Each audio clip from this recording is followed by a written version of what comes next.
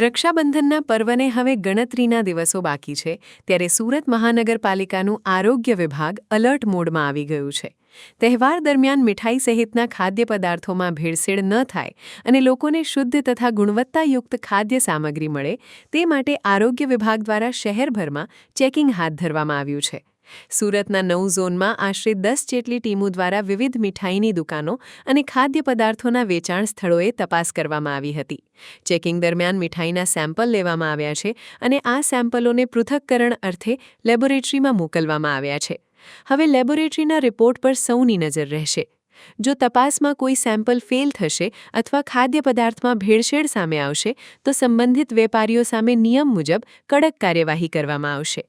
તહેવારના માહોલમાં લોકોના આરોગ્ય સાથે ચેડા કરનારાઓ સામે સુરત આરોગ્ય વિભાગ દ્વારા લાલ આંખ કરવામાં આવી રહી છે। Patel food safety officer Surat મહાનગરપાલિકા।